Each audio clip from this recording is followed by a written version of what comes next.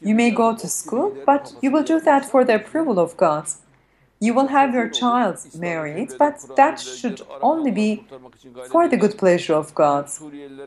But if you're doing all these things in vain, then that is definitely not acceptable. But if you have children, and for instance, if they just make efforts in the way of Islam, if they just try to save the innocent people, if they just earn from their businesses and they just spend in the way of God, then those are acceptable. But if people do not remember God, if they do not target the life in the hereafter, and if they have forgotten about life in heaven, then we are just addressing those people. Maşallah.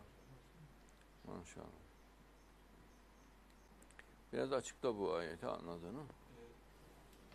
Dünya hayatındaki insanların birçoğunun dünya hayatını isteyeceklerini ve Allah rızası için yapmayacaklarını söylüyor Allah burada.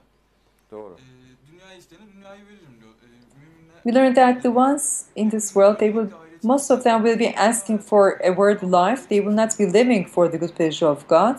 And God will be just giving a life in this world for the ones who only ask for it. But the Muslims, they will be asking for the life in the hereafter. And they will be given the blessings in this world and also in the hereafter. Surely, I'm between hope and fear. For instance, when I attended the academy, I just wanted to communicate religion there. And then when I just was transferred to Istanbul University Faculty of Philosophy, I again wanted to teach religion. I wanted to communicate religion. For instance, there is beauty in this decoration, but I want to gain the approval of God. I'm just wearing nice clothing. I'm having a tasty clothing, a style. That is why I want to communicate religion, because Muslims should appear with high quality. Muslims should appear to be strong and powerful.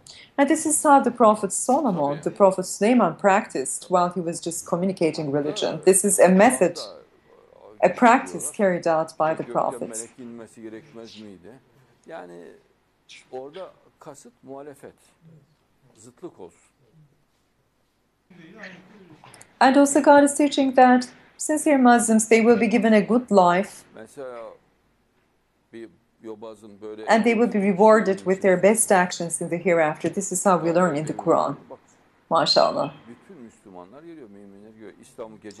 For instance, a bigot, a fanatic, if they were to have this kind of a house, they would never allow anyone into the house. For instance, I have a house, but I have Muslims entering into my house, and we communicate religion day and night. And this house does not belong to me, but this is a house that I only use for communicating religion. But no one could ever enter into the house of a bigot, a fanatic.